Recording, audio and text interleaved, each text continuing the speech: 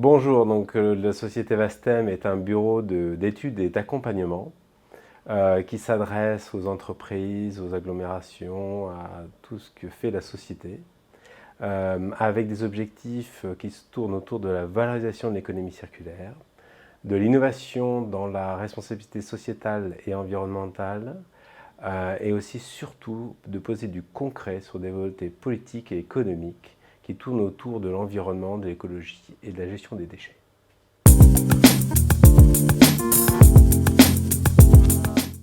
L'intérêt d'une collaboration avec Polyméris, je la vois surtout sur l'identification des acteurs, des partenaires qu'on peut trouver autour des polymères, quels qu'ils soient, car aujourd'hui, ce recyclage et cette valorisation matière de ces polymères est un enjeu essentiel pour toutes ces entreprises, mais aussi pour la société en général.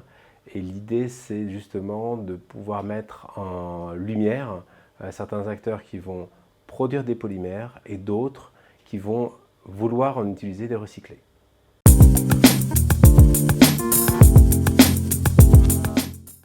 Pour parler concrètement, je vais vous donner un exemple d'un parc animalier pour lequel je travaille.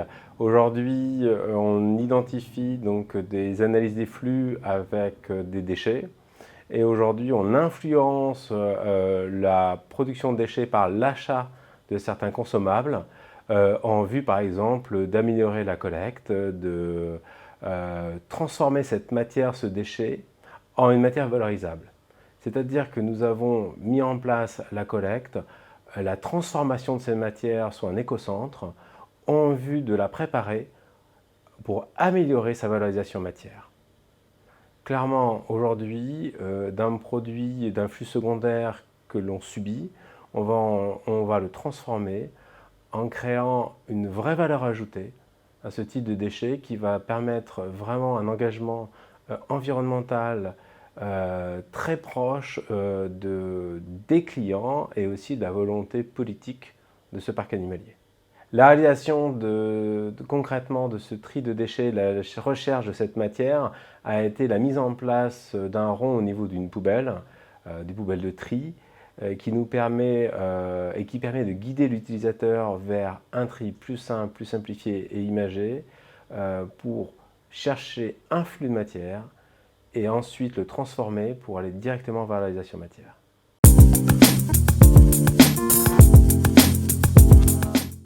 Pour les agglomérations, nous avons été chercher des déchets difficilement valorisables, donc ça reste des polymères autour du plastique qui sont le PSE, donc le polystyrène expansé, que tout le monde produit, que tout le monde utilise au quotidien, etc., mais qui n'est aujourd'hui absolument pas valorisé en tant que matière. Pourquoi ? La logistique de ce produit est compliquée. La légèreté, le volume représenté par ce type de produit interdit aujourd'hui la valorisation de la matière correctement. Aujourd'hui, nous avons mis en place une collecte spécifique dans une déchetterie avec de la réserve logistique, avec des projets autour de l'économie sociale et solidaire qui va nous permettre de faire de la valorisation matière d'un plastique très difficile à collecter mais facile à recycler.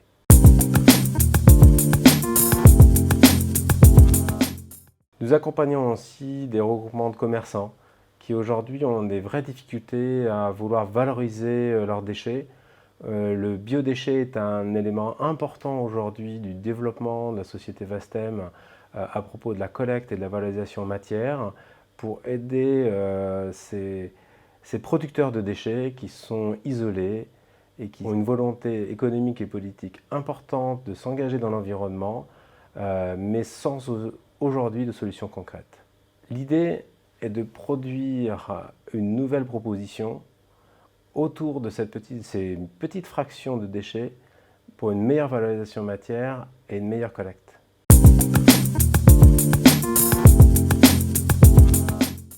L'innovation chez Vastem est son cœur de métier.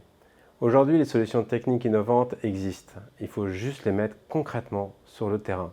Nous voulons utiliser toute la transition écologique et la volonté politique et économique d'aujourd'hui comme vecteur de management social et entrepreneurial.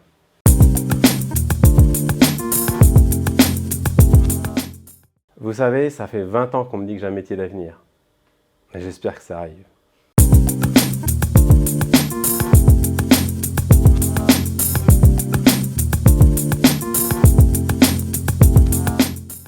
CISE, notre métier, c'est le contrôle de process industriels.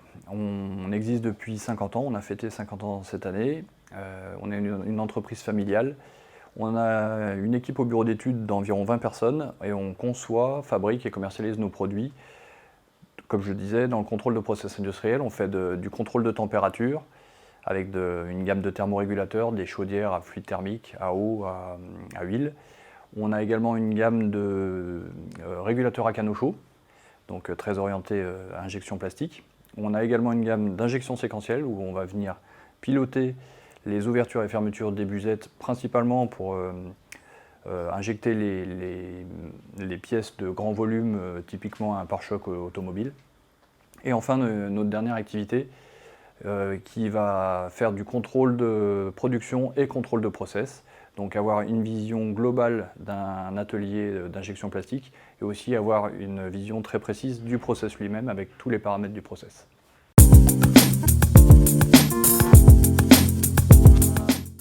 Polyméris, un pôle de compétitivité tel que Polyméris, pour nous, ça nous permet de pouvoir monter des projets collaboratifs, soit à notre initiative, soit d'être consulté par d'autres partenaires qui auraient besoin de nos compétences. Donc on a déjà eu l'occasion de monter quelques projets ensemble. Il y a également une participation importante sur la partie organisation des salons professionnels. Je pense notamment au NPE aux États-Unis, qui permet d'avoir une couverture bien plus importante avec le pôle que si on était seul en tant qu'exposant. Et puis on est particulièrement impliqué avec Polyméris par différents biais. Monsieur Philippe Monet, qui est notre président, le président de CISE, qui est président du comité international de Polyméris. Moi-même, je suis expert du comité scientifique de Polyméris et je participe également au club qui s'appelle Horizon Europe, qui permet de discuter de différents projets collaboratifs au niveau européen.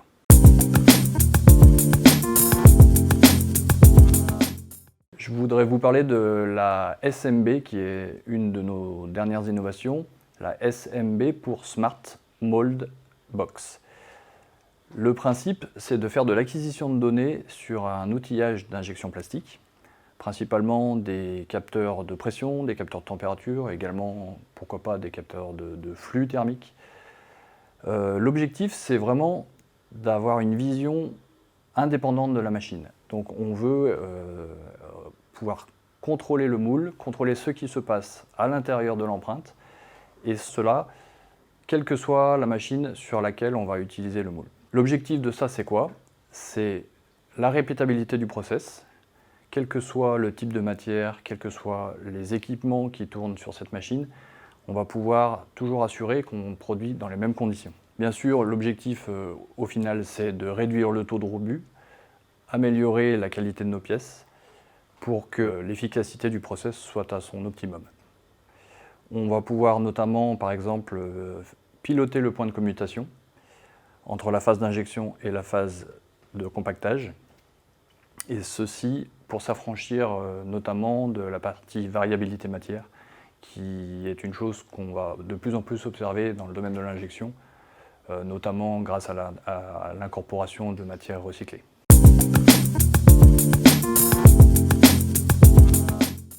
La question qu'on peut se poser, c'est pourquoi le numérique? On entend beaucoup, toujours, il faut numériser, il faut de l'industrie 4.0. Il ne faut surtout pas que ça devienne une mode. Le numérique, on doit y aller si ça répond à certains besoins. Nous, les besoins auxquels on peut répondre, c'est vraiment diminuer les taux de rebut, donc diminuer la création de déchets. Le plus on va pouvoir maîtriser la production, le moins de déchets on va créer, et donc c'est le cercle vertueux qu'on tend à gagner. Nos systèmes de numérisation, ils vont servir à quoi? Ils vont servir à maîtriser globalement le process. On va permettre de synchroniser les différents équipements autour de la machine, donc de limiter les erreurs, d'avoir les bons paramètres au bon moment, adaptés au type de pièce qu'on veut faire. On travaille beaucoup sur ce qu'on appelle la GED pour gestion électronique des documents. Cette GED, ça permet effectivement d'avoir les bons modes opératoires, les bons parcours de démarrage adaptés au bon produit, à la bonne référence, au bon moment, au bon endroit. Les outils qu'on propose, ils doivent servir d'aide à la décision. C'est surtout pas un remplacement des opérateurs sur presse. C'est vraiment comment les aider le mieux possible pour avoir les bonnes informations adaptées à ce qu'ils font. Donc, encore une fois, l'objectif de tout ça, c'est réduire les erreurs pour réduire les rebuts et donc réduire les déchets. Cette vision globale, on va être capable de l'offrir avec notre module Cyclade, c'est notre MES, notre logiciel de suivi de production. Notamment, on va pouvoir proposer un système de contrôle, de gestion de l'énergie pour savoir quelle énergie on consomme à chaque pièce. Donc, quelle est l'énergie consommée à la pièce produite. On va être capable de détecter que la machine est à l'arrêt, mais qu'elle chauffe toujours, donc potentiellement une consommation inutile d'énergie. On va être capable de piloter tous ces dysfonctionnements et d'aider au global, sur une vision globale de l'atelier, on va pouvoir aider à réduire tous ces gaspillages d'énergie.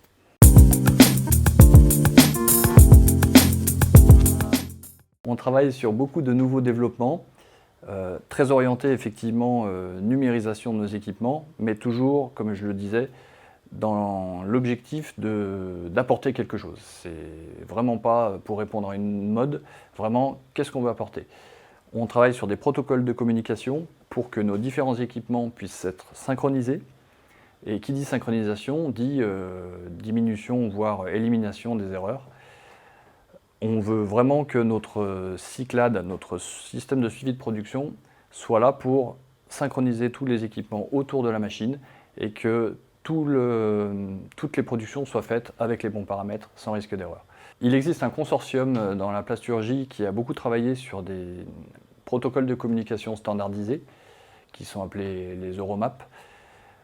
On a travaillé sur l'implantation de ces standards de communication sur nos équipements, de manière à ce qu'ils soient le plus capables possible de discuter avec les différents fabricants, pas seulement dans le monde CIS, mais vraiment que nos équipements soient très ouverts et soient capables d'interagir avec l'ensemble des acteurs de la plasturgie.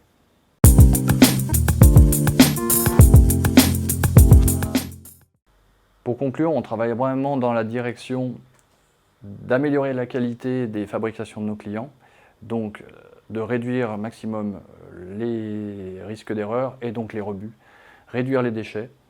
Et dans la même veine, on souhaite avancer sur des solutions à sobriété énergétique, notamment intégrer des variateurs de vitesse sur nos pompes de circulation pour économiser l'énergie quand on est capable de le faire, avoir une vision globale des puissances de chauffe qui sont mises en jeu, pour donner vraiment des informations tangibles à nos clients pour qu'ils puissent beaucoup mieux maîtriser leur consommation énergétique.